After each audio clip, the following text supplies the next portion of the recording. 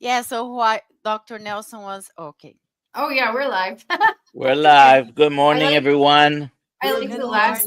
morning. It's the So 24th of September, 2025. Good morning. Let us Morning. know where you're watching from. Good I'm in morning. Central Florida and I'm in upstate alias New down York. south, way down south. And I am in Omaha, Nebraska. Woo! Hashtag KMT in the chat for a chance to win a I Kills feel Mighty Tribe t-shirt. t-shirt. And All right. this Did is someone Dr. claim? Anna. Did someone Oh. claim yesterday's prize? One of these days you gave away the actually the course, the I didn't certification give away course. the course. I gave away a year membership to the tribe.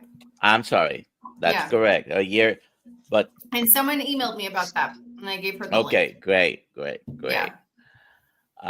And of course we have Dr. Kills. He's getting I'm set here. up. I'm here. And we have Dr. Gratitude. Yes, Ana And Rosa. Yes. So so do you go by Dr. Anna, Dr. Rosa, or I like that you put gratitude here, Dr. Gratitude. So at work, people call me Dr. Rosa. Okay. Many people call me Ana Rosa. And my Instagram, everything that I am building for the coaching business is Ana Rosa Gratitude. Oh, okay. There you go. all righty. So let's. If you have any questions, put them in the chat. QQQ before it so we can identify the questions. And let's just get right into it. Doctor, can you just go ahead and introduce yourself? Tell us what you do and tell us your story. You've been Yes. carnivore for how long and all that good stuff. Yes. So, first of all, I just want to say thank you so much for inviting me, to be here with your community. I feel so honored and I'm very grateful and joyful to be here. Um, I am Ana Rosa. I am originally from Brazil and I moved here to the United States in 2008 when I got married with my late husband. And I am a medical doctor. I am board certified radiologist in Brazil and here in the United States. And you might know me, some of you might know me because I have been talking about visceral fat in MRI and CT exams, which I have learned with Dr. Sean O'Mara as I have worked with him in Minnesota. And Sean is a dear friend of mine, and he taught me about visceral fat, inflammation, chronic disease, MRI, and the importance to describe it as a radiologist. And that's how I started this journey of reverting visceral fat on my own body. So my husband passed away in 2016 from stage 4 colon cancer. And beside the journey of being a medical doctor radiologist, I then started a different journey of healing. And that's where I found gratitude. That's where I got the foundation of gratitude for walking the journey of grief for life. And since 2020, I have started working and learning more about mindset and body and behaviors, patterns, beliefs. And that's when I got certified by Jay Shetty and also from the High Performance Institute. I also have a menopause certification and a grief educator certificate as well. And so I am multifaceted. I am a multifaceted person. I talk about visceral fat, radiology, imaging, chronic disease, diabetes, and reversing that in my own body because when my husband died, I was 226 pounds. Oh, wow. And I had a lot of visceral fat. I still do, but I had also like uh, high insulin resistance, and I was pre-diabetic. And that's when in 2022 I started like following the strategies from Sean, which is the carnivore and the live food, the fermented veggies and fruits, and also and then I had my ups and downs, and that's when I realized that it was very important to add to the body strategies, the nutrition, the hydration, the movement. It would be very important for me to add the mindset, because otherwise I would step back and it would be harder to come back. So the mindset made my journey on this walking my talk for visceral fat and building a healthy body with a more sustainable success, because now I question my beliefs, my thoughts, my patterns, my behaviors, and I kind of like break the pattern of sabotaging myself. Yeah. And on top of that, I am very faithful, and my faith has held me my whole life. Since I was 7 years old, my grandma taught me to talk to God, the Creator, and as a friend. And I'm very grateful because through my difficult times, God has held me. God gets my back, and that's it. That's me, Ana Rosa Gratitude. Thank you. I'm going to start with the most obvious question. So, what, and we already have a couple of questions there, but what would be the fastest, more effective way of getting rid of excess visceral fat? I would say completely eliminating processed foods and cutting. If you still want to have some carbs, like low glycemic carbs, I would say completely decrease a lot your carbs, and no sugar, no alcohol, no drugs, no smoke. So that I would say completely no, zero, like zero, zero, zero processed foods, zero sugar, zero alcohol, zero drugs, zero smoke, and that would be the fastest way. And on top of that, I would add movement and strategies for decreasing your stress, particularly sleep, because sleep is very important for decreasing cortisol, improving growth hormone, and helping with insulin resistance, and helping with high blood sugar. And that's easy, right? It's like easy, I say, it's free. You don't have to pay for that. You can do it on your own. Yeah. Very good. So I'm with you. So for me, it's always every day Yes. inspired by the word, and the word is the way, and it's gratitude, love, kindness, forgiveness. Yes. And Amen. and I think that's the one thing where we want to continue to simmer and share how important it is, because you can eat one way or another, but you really need to lead with what the mind is mastering, Yeah. and the mind is the master in all of this, Anna. So I really appreciate your words of gratitude and faith, and that's so important that we need to continue to instill all of that each and every day for all of us. Amen. I completely agree with that. My banner is Ana Rosa Gratitude, where science meets soul, because I believe we need to turn off the brain a little bit and go to our hearts and connect to the goodness we have inside of us, because that's healing, right? That's healing for your stress too. And science and spirit and the soul are one. There's Yes. no separation. This idea that there's separateness in any of this. Love, kindness, right? Forgiveness. And that's so important to be positive every day, and to help people that are feeling the pain. We're here in a world of service, and maybe you could talk a little bit about what really sets you, what's your energy to set you on the road of service every day. So, I was recently diagnosed with ADHD, and I got to realize that my brain, since I was little, was just different, is just different, but I didn't know that when I was little.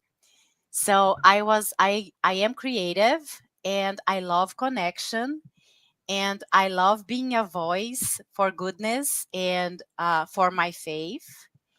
And I love learning all the time about different topics, and I love sharing what I learned that could be helpful for others, holding space for them. And that's my service. And my service got even stronger and with much more meaningful purpose because of my husband dying. So when he died in 2016 from stage 4 colon cancer, that I started the journey of grief.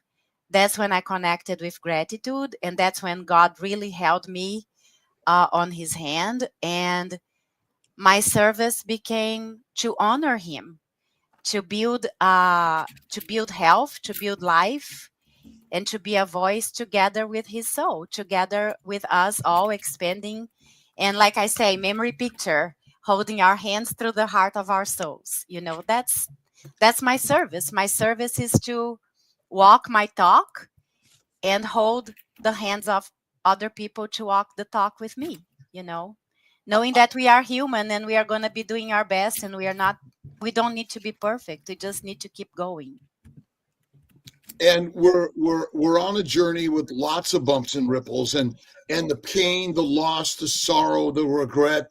This is the fuel to keep us coming together in a line of love for each other, and Absolutely. recognizing good things, bad things, right things, wrong things all happen in life. But what if it's all one thing? It's God's work. Yes, I absolutely believe that. With everything that has happened in my life, I absolutely believe that God is orchestrating everything. Yes, God's for got this, doesn't he? Doesn't he? thank you. Every day, and the sharing this carnivore way. Do you think your husband? What is your husband's name that passed? Gilson. Gilson. Yeah, Gilson. Do you think the diet that he ate contributed to his colon cancer? absolutely. And And what? What? sorry, go ahead. No, please go ahead. And I see that all the time in the imaging, MRI, CT, ultrasounds that I read, right? Like 95% of the people have lots of visceral fat, severe visceral fat, epicardial adipose tissue, mediastinal fat, fatty liver, pancreas replaced by fat. And it's all what we are eating, because it's all processed foods, it's all fast food, it's all vegetable oils, and also the fact that we are becoming more and more sedentary. Everybody's just sitting, everybody's just playing video games, watching movies, right? So, yeah. But we can That, watch.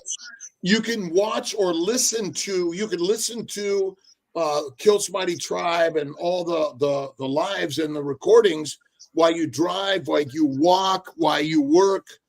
Some of what you work in the garden, the pottery studio, and yes, that's the beauty. I mean, I'm an Audible crazy man.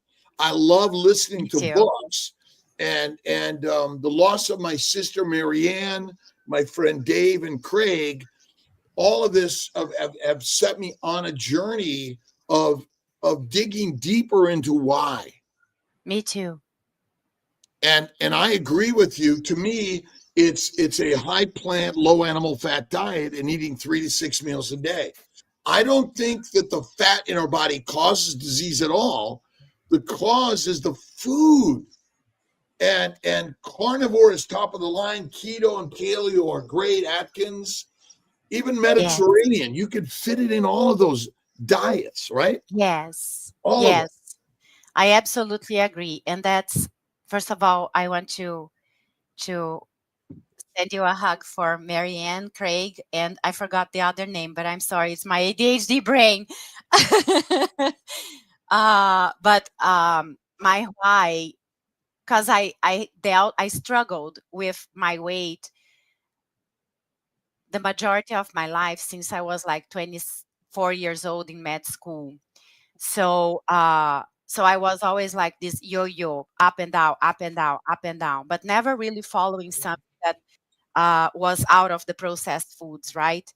So when my husband died in 2016, I was at my heaviest with 226 pounds.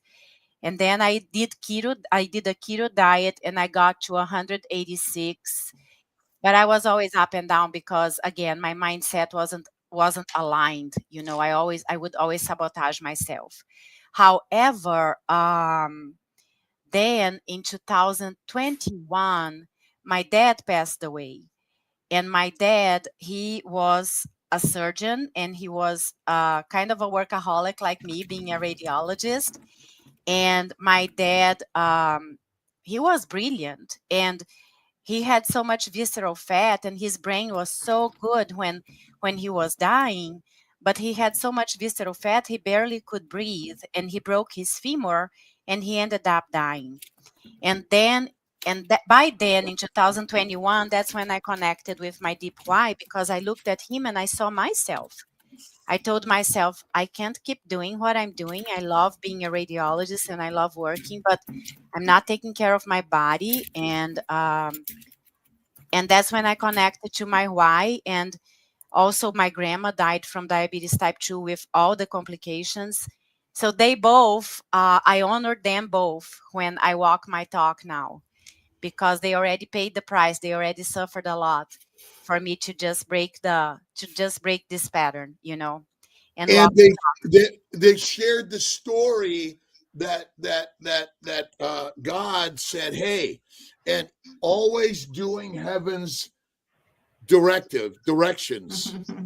Again, all of us create these labels. I mean, I was I think I was labeled ADHD, OCD, depression, dyslexia, all the things.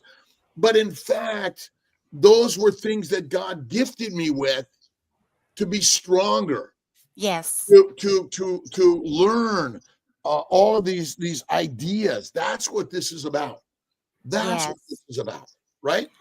I love what you're talking, because I was just recently, like 3 months ago, I was diagnosed with ADHD. And then my doctor was asking me if I was grieving. And I am like, not really, because now I have the knowledge, and having the awareness is power, right? Awareness is the door for freedom. So I look back and I see that I built a very successful independent life, and I have my own shortcuts.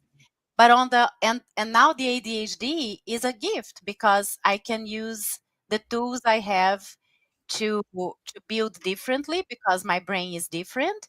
And on the other side, I can look and say, oh, wait a second, I do have this sensitive to criticism, or I do have the imposter syndrome, but now I am aware. Well, I was actually just talking to T earlier this morning about our sensitivity to criticism. Okay. But in fact, remember, it is love and forgiveness, right? Yep. Turn the other cheek. These are some of the most important things. And love, judge with love, critical. And Yes. but grieving again is that gift that God gives us to help us come within, and Yes. then go on the journey to figure it out. Yes. And to me, one of my favorites, and I'm sure you read this book, is Yes. A Course for Miracles, Marianne William. Yeah. I love well, that. no, Marianne Williamson is not this book, She's but not. Yeah. she did come. She's amazing, by the way, and she certainly helped bring about, and that's why all of this stuff about is everyone has the right to say pretty much everything and anything, right? And our job here is to discern it and bring the better conversation to the story. That's what we're here to do, right? Yes. Bring a better Absolutely. story. I tell myself, and I know it because it's my journey, Grief is not my enemy. Grief is a friend, is a teacher, and is a reminder of love. And then when I connect to the love, I connect to gratitude. And then everything becomes abundant. Someone is saying fasting helps with visceral fat. Absolutely. So you asked me the fastest way.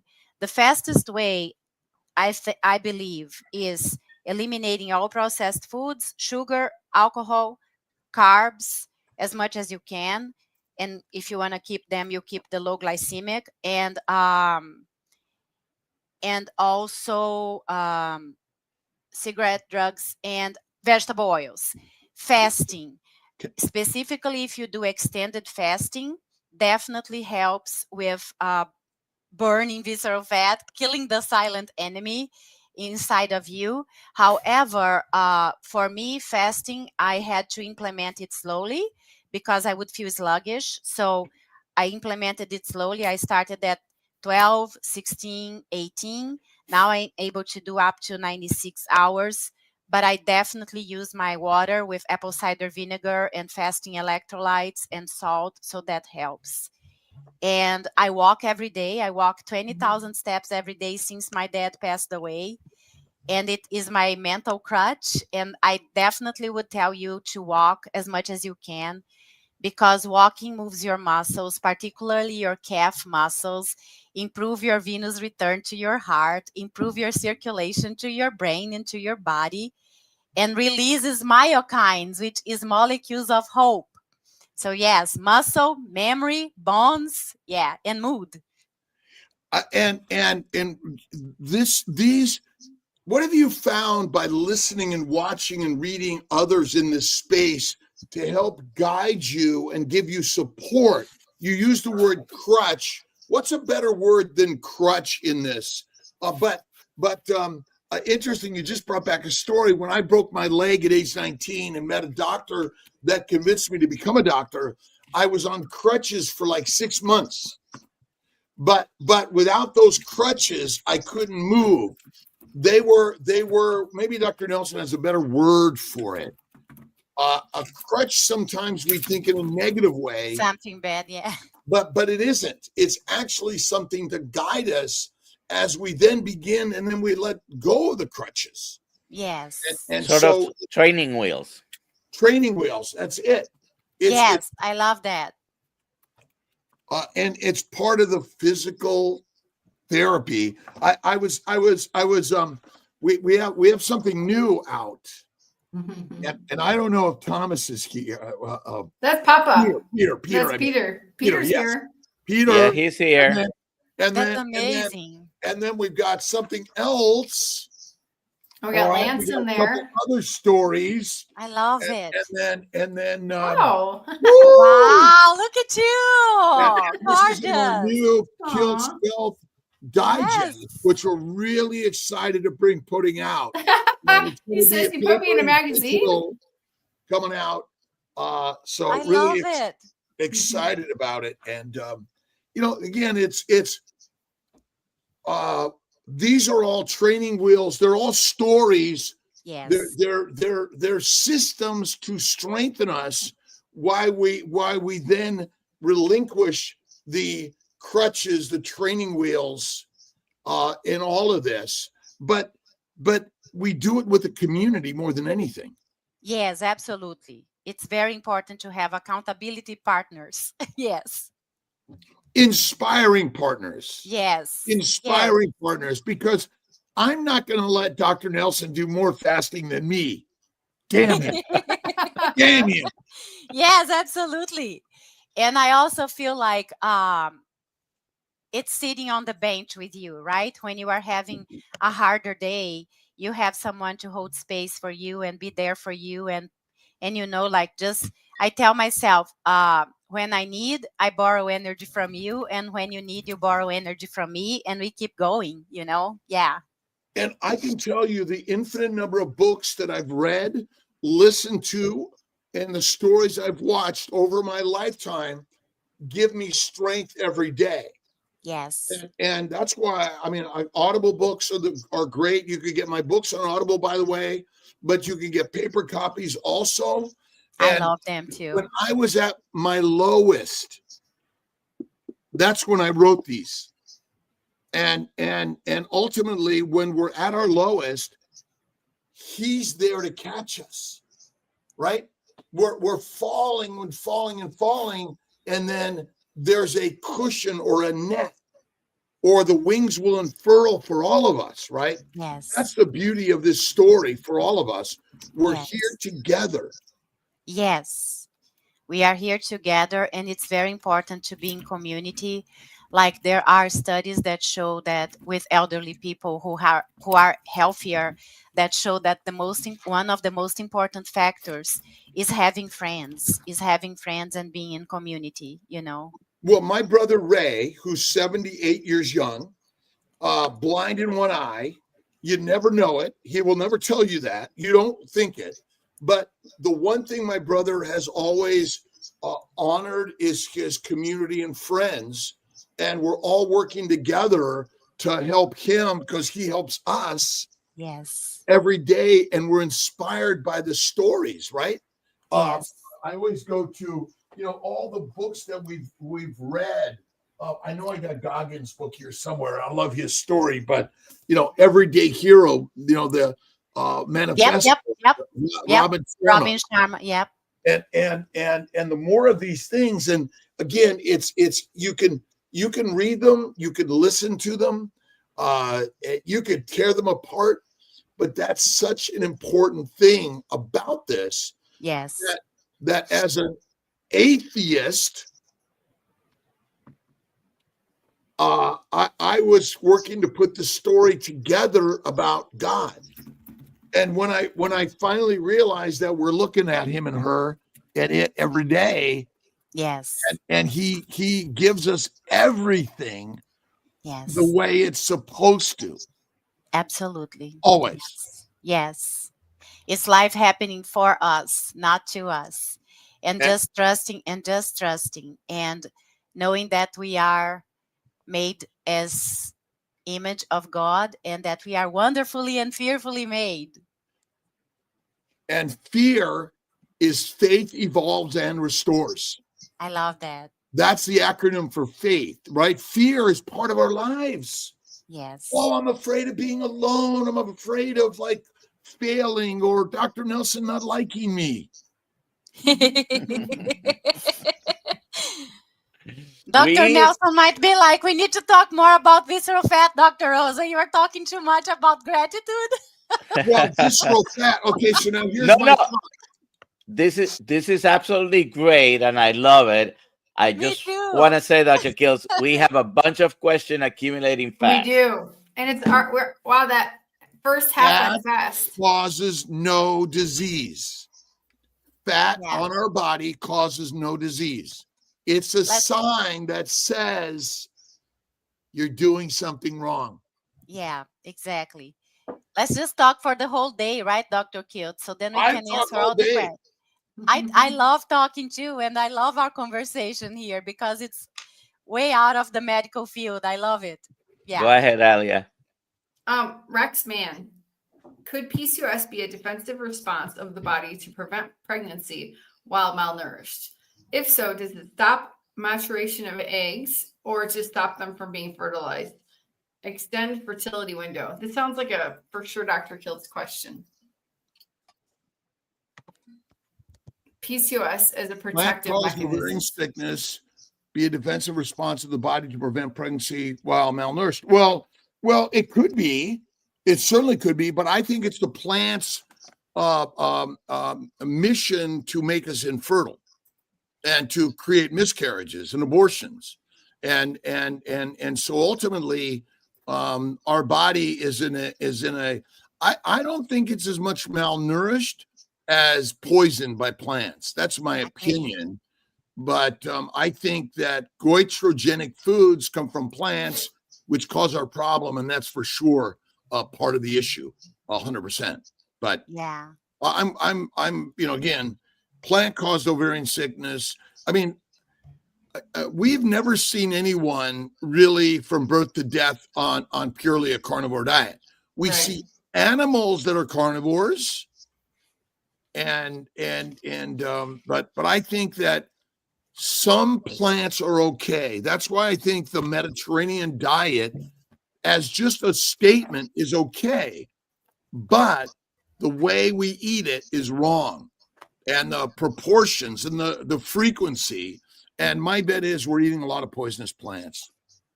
Yeah. And we might need a little bit different changes to that depending on how metabolically sick you are. I think if someone can tolerate eating a little bit of veggies and fruits, the low glycemic, like you were mentioning, for example, doctor, go at it if you're healthy. But if you're not, you might need just to eliminate everything else. Yeah, I agree. Reginovic says there was no donuts in Garden of Eden. I'm going to say something controversial. I think high glycemic index food is better than low. That's controversial for sure. It is, and I'll tell you why. I'll tell you why. Again, when you eat food with high glycemic index, the simple sugars go into the bloodstream, glucose goes up, insulin goes up, they convert the sugar to fat, it goes down. But in a low glycemic index, it goes up slowly over longer periods of time, and it exposes you longer to the poisons. That is wrong. Simple sugars are better for you than complex sugars because the simple sugars are digested faster. The problem is everyone eats them all the time. Yes. If you eat them sometimes, not all the time. That's why plants that are cooked, fermented, soaked, or what else? What did I miss something there? Or processed in simplicity, they're less toxic than the complex carbohydrates, in my opinion. But remember, the medical system and the nutritional system is there to keep you sick. Yeah.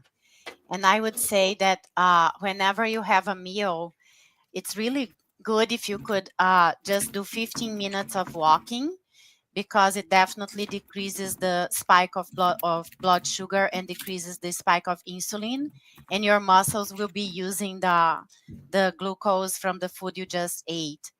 On a different thing too about PCOS, it's very related to inflammation in your body, and usually is more seen with women who are overweight or obese, and also because it changes the hormones, the hormones in your body. Like the fat in your body will be producing a different kind of estrogen, and this estrogen also affects the fertility, right? You have a different kind of estrogen from the fat. Well, there's the Inflammation. phytoestrogens, but remember Yes. the birth control and the birth control pill and the abortion pill were made from plants. Yes. And so the phytoestrogens, androgens, and progestins, when you eat these plants, they have chemicals that control your reproductive system. That is it. That's the craziness. Yeah. So someone is asking about the RAMFO body composition. Visceral fat is 1. Most likely it is good because you want your visceral fat as low as possible.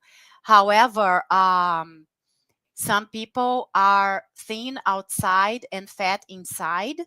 So I don't know exactly how the measurement of the scale would be reliable.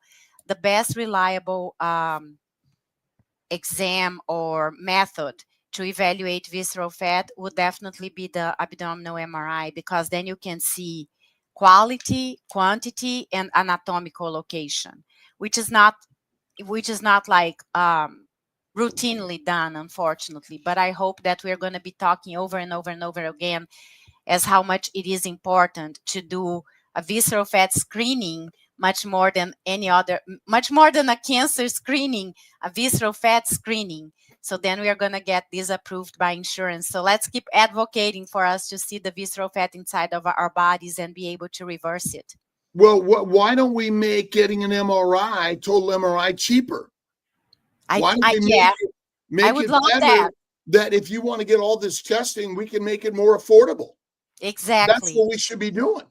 I agree 100%. And ultimately, we should not expect insurance or government to take care of our health care.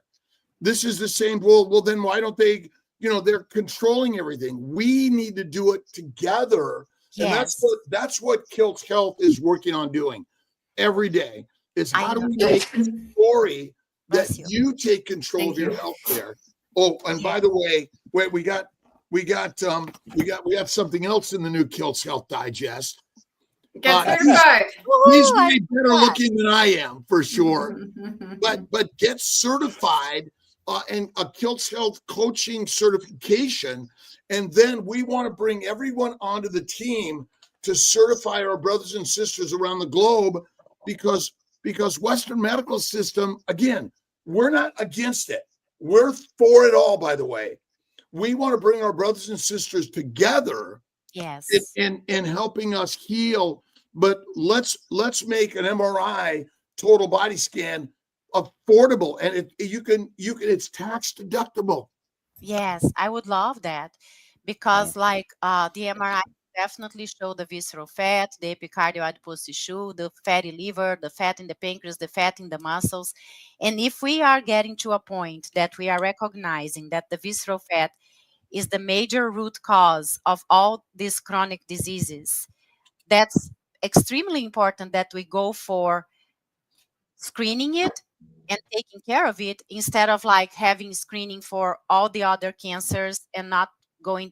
I agree we should have screening for all the other cancers, but we should have screening for the root cause as well. Someone is asking about Cam's dad asks, my CT scan last year showed ascites. I increased my fasting and the last 2 scans show it is gone. Is that likely the helper? And he has liver cancer for 6 years and has been carnivore for 2+ years. So on what I have been studying, this is my study as a little bit as a doctor, but mainly as Ana Rosa. Visceral fat inflammation is extremely related to cancer, and liver cancer is one of the cancers that visceral fat is related because of the metabolic associated steatohepatitis, right? And if it's related to drinking, it could be also cirrhosis and hepatocellular carcinoma. However, I would say fasting, of course, it helps because it doesn't feed the cancer. But if you had ascites and if you have a history of liver cancer, I would definitely keep following up with your hepatologist, with your oncologist, because that's very important to make sure that it's not getting worse, because ascites is a sign that your liver function might be decompensating. So the last 2 times he had testing, it was gone. Okay, good. Yes, but I would the ascites was gone. Yeah, I would still keep following with your oncologist and with your hepatologist, but the fasting, the carnivore, the no sugar, no processed foods, no alcohol, all these definitely help with not feeding the cancer, help with your health. Yeah. Charles asks, I take 5 milligrams of creatine daily, which has an effect on the EGFR, estimated glomerular filtration rate. When should I quit taking it to have a correct test? Do you want to take this, doctor? Quilts or me? Well, he's not here. Oh, okay. Oh, yeah. So I am not a nephrologist. I am a radiologist. However, I am going to say that I have been talking to some friends of mine who are nephrologists, because I am taking creatine myself. Okay. And there are controversial opinions about creatine affecting your kidney function. but the majority of them are coming to a consensus that it might not affect your kidney function at all. I take 10 milligrams of creatine daily, but again, this is me, personal. So Five, five, go ahead, five, for, finish. 5 for my muscles, 5 for my brain. The creatine, when you take creatine, it's excreted as creatinine. Not excreted, I'm sorry. It It's increases converted. it's converted in creatinine. So it increases your creatinine in your blood, but it would be a false positive. If it is affecting your EGFR, another test that you could ask for your doctor is called cystatin C. And you should check if your EGFR is affected, not only because of the creatine, but because of other things that might be happening, because you might not be hydrating well. But again, if you have kidney issues, chronic kidney disease, you also have a specific amount of fluids that you should take. So I would definitely check with your provider, because it might not be the creatine at all. It might be another cause that you should want to investigate. All righty. And if Dr. Cutes has something else for him to add, because I Oh. am not a nephrologist. Oh, I'm not a nephrologist. I'm a family physician. I think you gave the perfect answer. So Thank you. I'll read this one. you're muted. You're muted. I am? Oh, No, Dr. no, No, I'm Dr. listening Kills. to. Oh, Kilts, shut the F up. It no. was some noise in the background. All right, Chuck. Besides vitamin G, gratitude, do you take any supplements or meds? And what is your typical foods, daily and occasional treat? Great job and thank you. And obviously, she already mentioned she's taking creatine. So Chuck, thank you. So in the morning, again, this is my protocol, and I'm not really, you have to check if it's good for you or not. But in the morning, I take, as soon as I wake up, 1 liter or 4 cups of water, and I add apple cider vinegar, 1 tablespoon, and I add fasting electrolytes, and I add mineral salt, and I add my 10 grams of creatine. And then I take this water, and in the morning I take magnesium L-threonate that goes to the brain by crossing the brain barrier, brain-blood barrier. And I also take together with the magnesium L-threonate the vitamin D3 and the vitamin K2. It is important to take them together, and mainly in the morning, because the vitamin D3 goes with the circadian rhythm. And when you take them together, they act synergistically and also protect against calcium building in the walls of your arteries. So that's my morning routine. And then by midday, usually when I have my lunch, because I fast until midday, I get zinc and I get vitamin C and I get omega 3s. And that's what I take midday. And then at night, I take my magnesium bisglycinate. And sometimes I do have some constipation once in a while. So when I am constipated, I do every other day the Calm magnesium that has the citrate and the L-theanine. And I guess that's what I take every day. Oh, typical foods. So, and I drink 3 liters of water every day. So my first water is what I said, and my second and third water, they only have like the 1 tablespoon of apple cider vinegar and a little bit of the fasting electrolytes and the mineral salt.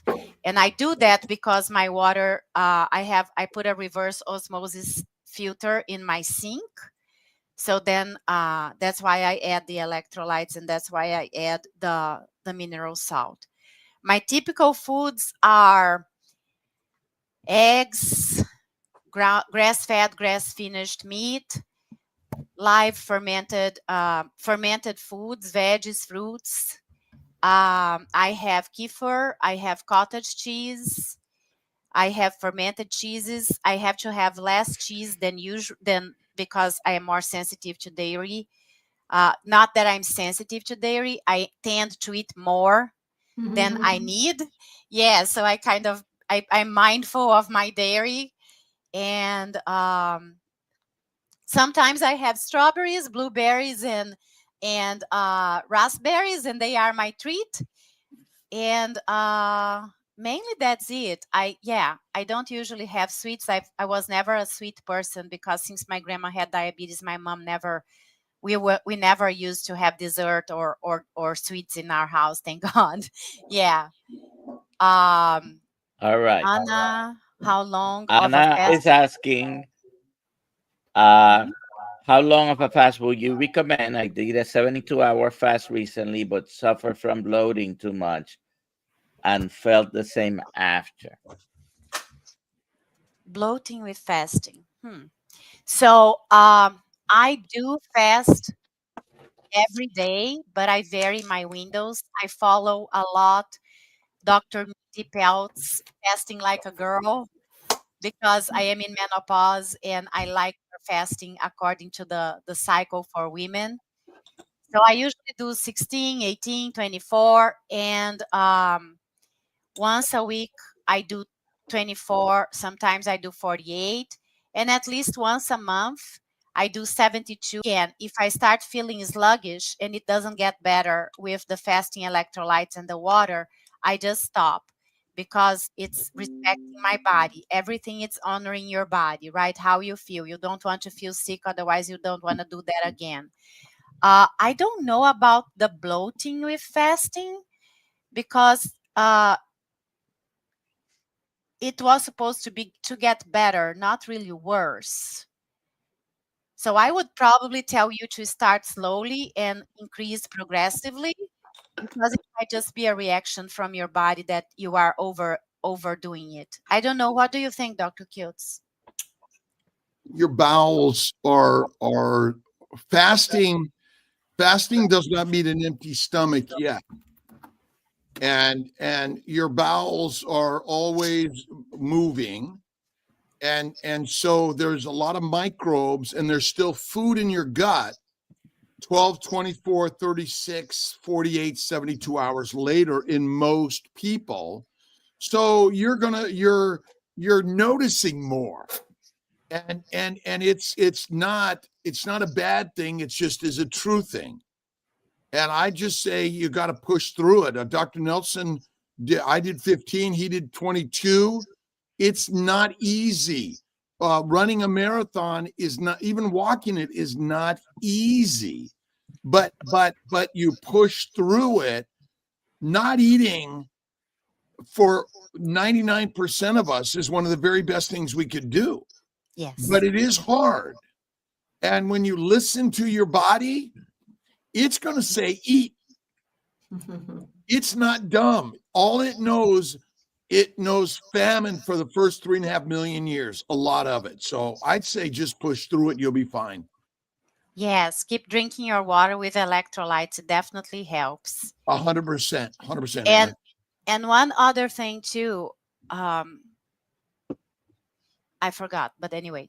Yeah. Well, let me just put a plug in. We are working on our new mineral electrolyte without stevia is coming. So be patient.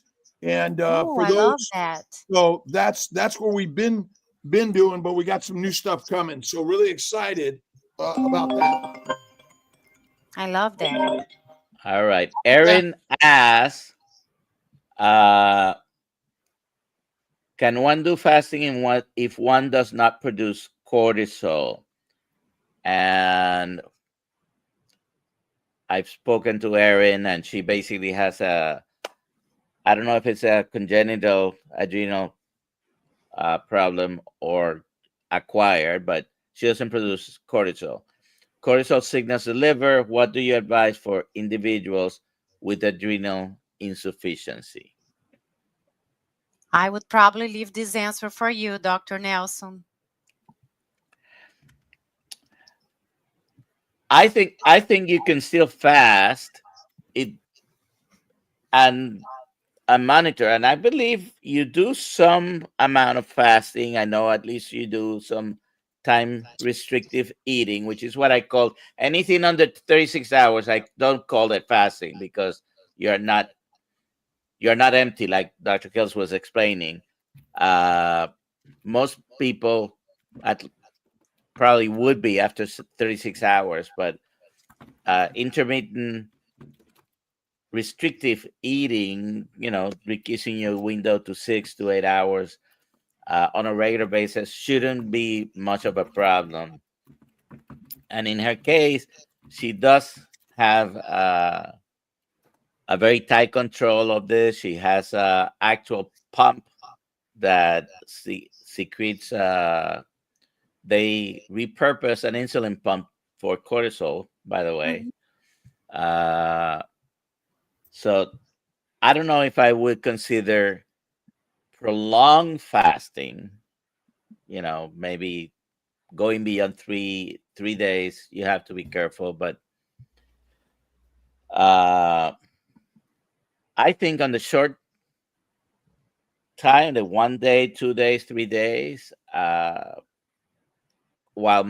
she keeps monitoring also her blood sugars, basically the response that she has to her own pump injections and her life. She does keep a close eye on that. All right. I pulled up this question because some of these are for Dr. Kiltz. Can visceral fat form in the brain? No. Visceral fat is the fat you have inside your abdominal cavity, your stomach. It's the fat that is surrounding your liver, your bowel, your pancreas. And then you have a different kind of fat that gets in your chest, which is called ectopic fat. And that's the fat surrounding your heart and your arteries, your aorta, and it's called epicardial adipose tissue. And then you have the fat in your liver, which is fatty liver. And then you have fat in your pancreas, which is pancreas lipomatosis. And then you have fat in your muscles, which is the myosteatosis that leads to sarcopenia, which is muscle frailty, right? And then you have the subcutaneous fat. The superficial subcutaneous fat is good for you. It produces adiponectin that protects against cardiovascular problems. And then you have the deep subcutaneous fat, which is as detrimental as the epicardial adipose tissue and the visceral fat because it produces inflammation. On your brain, you do not have visceral fat, but on your brain, you have inflammation, which I have been studying now because I'm wanting to learn more about vascular dementia and Alzheimer's. On your brain, the inflammation from the visceral fat could cause inflammation in the small arteries that go to your brain, which lead to small vessel ischemic disease. And that's when you could have vascular dementia because of the brain inflammation, but not, and also Alzheimer's from deposit of abnormal protein, which is also related to inflammation. So when you decrease your visceral fat, you decrease the inflammation in your body, including your brain, but the visceral fat is in your abdomen. There, here. I turned Dr. Kiltz off again. He's Hi, Dr. mute. Kiltz. I turned you back on. You keep on shutting me off, like Ollie. I know. I know what they're trying to do to me. They're trying to kick me out of here, right? No. No, I'm kidding. And look at, but here's what I want to remind everyone: the visceral fat is not the cause; it's the sign and the symptom.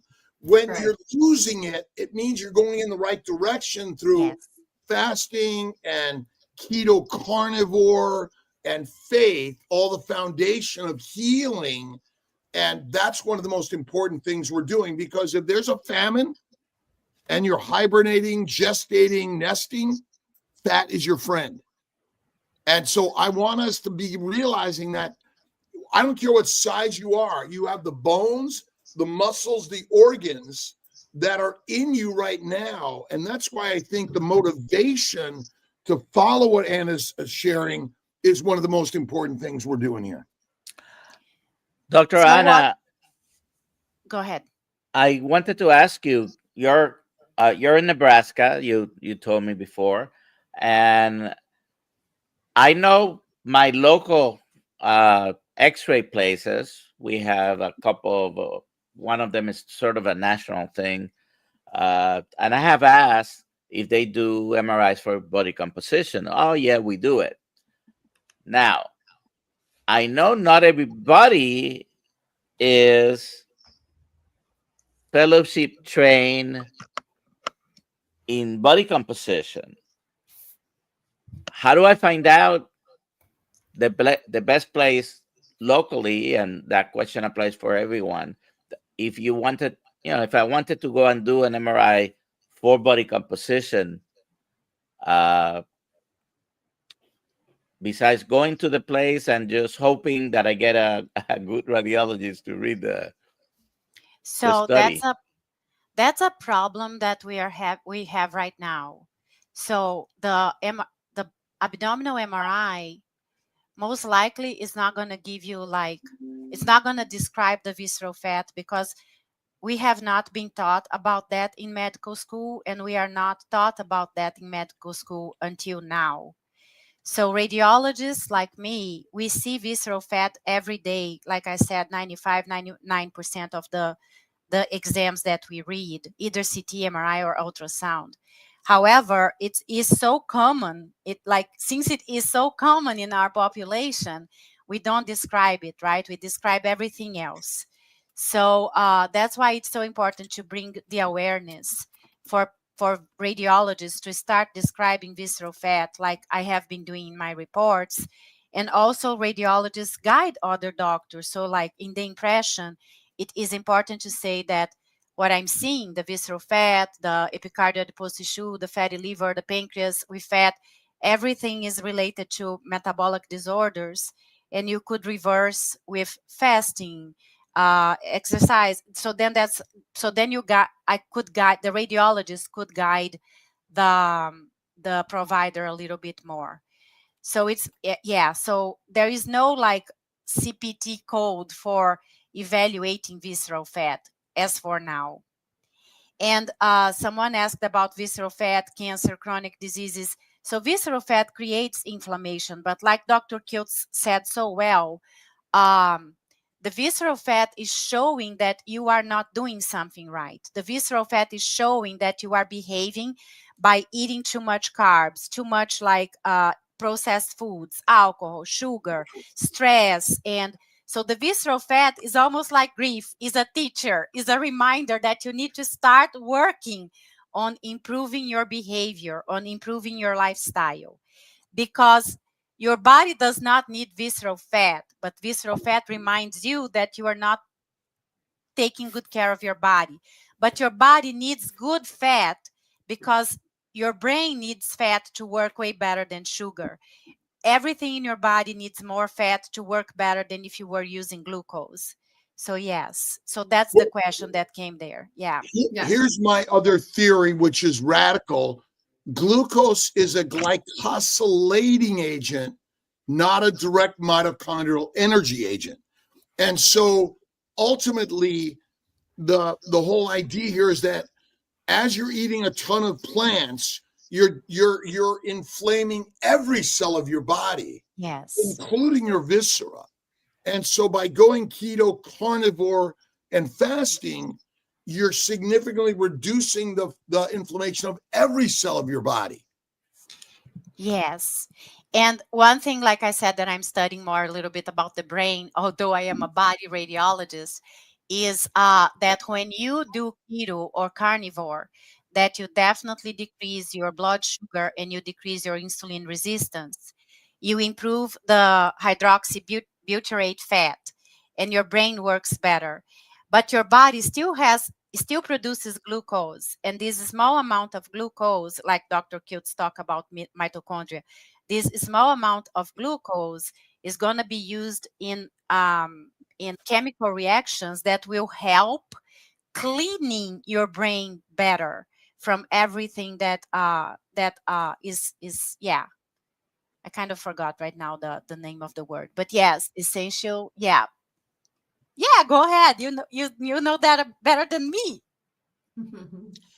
Sugar is in adipose tissue. It's in every cell of our body. Yes. It's critical for survival. It's an essential molecule that we eat from every cell of every plant, animal, microbe, algae, whatever you eat.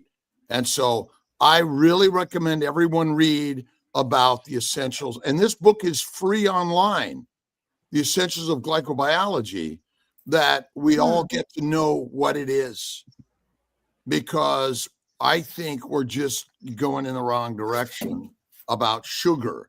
And it is essential in our body, by the way. It's an essential nutrient that you eat. That's the craziness. Yeah. And again, you don't need to eat sugar or Plant. processed foods, but the good food that you eat will also produce the good sugar in your body. Yeah. Well, and it maybe is we don't need to eat as many plants as we eat. Yes. But maybe we just need to eat less frequently. Could that be right, Anna? I would say so. I wouldn't eat sugar, and I wouldn't eat processed foods. But if you are eating, for example, fermented food might have a little bit of sugar. If you are eating yogurt, natural yogurt without sugar or without honey, it's going to have a little bit of sugar. If you are eating berries, it's going to have a little bit of fructose, right? So yes. Got it. I just want to say real quick, carnivore sneaker artist, please email me for your t-shirt, alia@drkiltz.com. I just snuck the giveaway in there while you guys were talking. I love that. I love it. We have 13 more questions left, but it's an hour in. Should we just do one or two more? Why don't we just go right down the list and go do a speed answering some questions for 5 minutes. So we're not taking any more questions. So speed answering. Hello, I'm thinking about testing a test and swapping butter for suet. Hit the 2 to 1 fat to P protein macros by eating only meat is difficult. What can you tell me about suet and how to prepare it? Thanks. I don't know about that. Eat it raw. That's what Dr. Kiltz would say. I think that many of us. I think one of the problems may be butter and cream from milk, and using the fat directly from the animal is probably less inflammatory for many of us. So next question for Anna. Next. Fin Girl, how to rid excess skin after 40+ pound weight loss? So I do have a lot of loose skin. I am fasting. Fasting is a really good strategy. Sprinting, if you are able to sprint, starting slow and uphill. Do not hurt yourself. And everything that is good for cortisol, for stress reduction, sauna, cryotherapy, cold showers, sleep, and strength training, definitely. Walking and weights is all you need. Yes. You don't need to sprint. Technically, my parents lived in 94, never ran a day in their life. My grandmother, 104, never ran a day in her life. I like that. And they were walking and you guys keep going. Okay. Any downside to apple cider vinegar? Let's try to go quickly. I don't see any downside for apple cider vinegar. It's very good for metabolic health and control of glucose. And one thing that I would do is make sure that you are mixing it with water. You don't want to drink it pure, because then it would damage your teeth and also give esophagitis esophagus damage. Okay. Rita. Oh, she's just saying she ate half an orange squash and got stomach upset. Sorry about that. All right. We answered this one already. Should you eat according to sunset time, more like evening meals to adjust? Yes. It's really important to eat according to your circadian rhythm. So if you are eating your last meal before the sunset, definitely would help. And absolutely. Next. Is there a Kilts magazine? Yes. There is a Kilts magazine. It was just. Look at you. Just, Hi, and there's little one. So cute. Hi. Hola, You're very Brianna. cute. Hola. Hello. Hello. You're very cute. She says you're very cute. She can't hear you. Oh, yeah, that's true. We'll do the next question. Kelly Ebsuri. Is there a good supplement for muscle pain as I ramp up my movement and ramp down my inflammation? Mama. I like taking warm showers, and I like using, if you are, cryotherapy might be good too. And I like using some magnesium in my legs, but yeah, cream. But again, Right. sure, yeah. Okay, next question.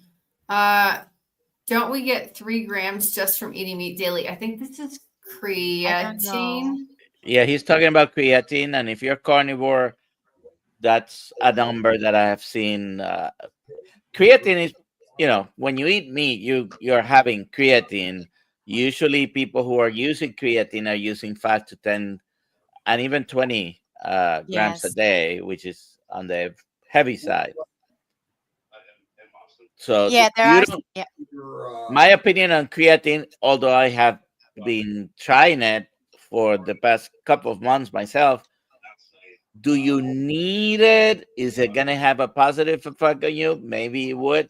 But if you're carnivore, you're having a good amount of creatine All right. Well, maybe we'll just in your diet. Next question. Next question. I've seen where Dr. Michael Hollix believes vitamin D taken without K2 send more D3 to organs opposed to bones. I'm 70. My bone scan is fine. I was taking 50K a day of D, 142 last test.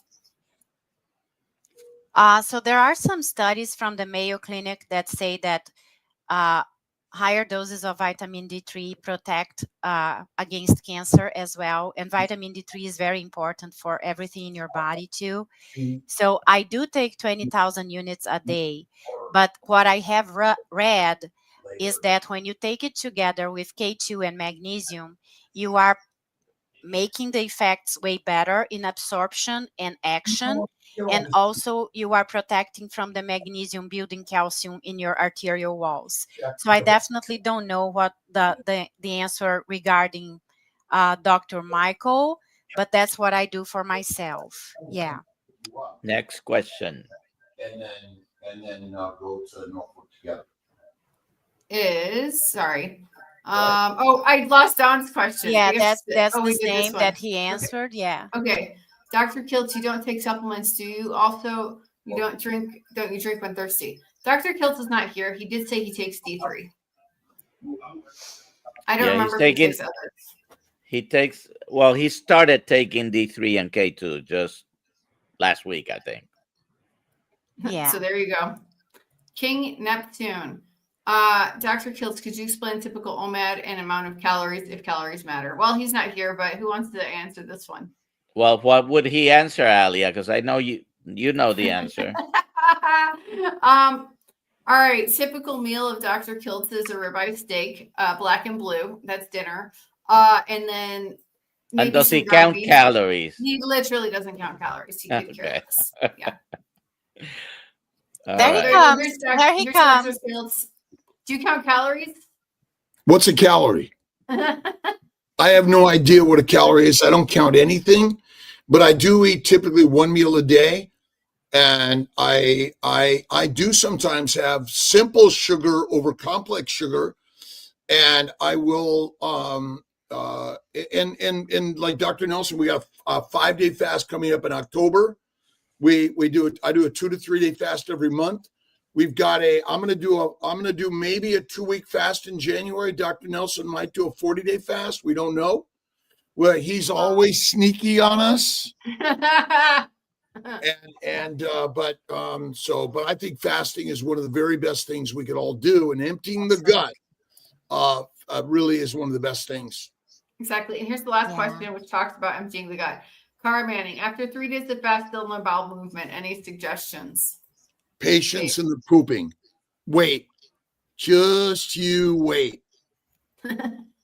Be patient. I have been doing one meal a day too, and it is usually around 3 p.m.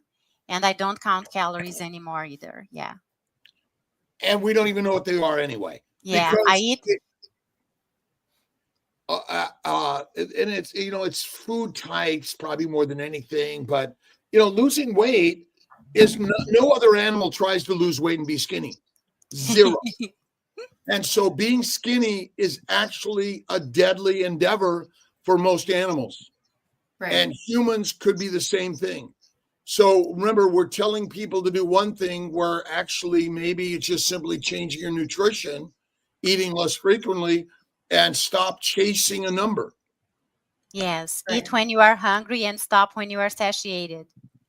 See, simple. In general, although the body, remember, it's this idea because we're in a world of a marketplace with too much food. Yes. And food that's highly addictive. Yes. And so we have to have a discernment and strength rather than the body.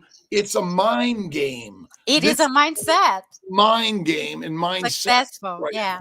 Yep. That's why I kind of went to the coaching much more for the mindset strategies, because if you don't have the sustainable success mindset, the body strategies are not really going to work. They are going to work up to a point and then they will stop. Yeah. So again, thank you so much, because I believe we are almost done, aren't we? Hi, Dr. Kiltz. Oh yeah, we're done. We're 10 minutes late, but So, I think you just left. can I just say one thing? Sure. So thank you so much for having me here. I'm very grateful. You can find me as Ana Rosa Gratitude on Instagram, TikTok, YouTube, and I am launching a challenge, Optimize You challenge, on my Instagram page, and it's gonna start October 6th, and I'm inviting you to come with me. It's gonna be a challenge for nutrition, movement, mindset, and neuroplasticity. And I would love all of you to come with me and walk in this journey, holding our hands through the heart of our souls together. Yes, Ana Rosa Gratitude. I invite you to my challenge. Thank you so much. God bless you all. Thank you very much, Doctor. You have a great day. Goodbye, everybody. Thanks, everybody. Those in the class, 3 p.m. Today is the last official module, although I will have an announcement about that at the class. So be there or be square. Thank you. Bye, Ariana. Brianna. Alia and Brianna. Oh, Brianna. Bye, Brianna. Bye. Bye, Alia. Bye, Dr. Bye, Nice to meet you all. everybody.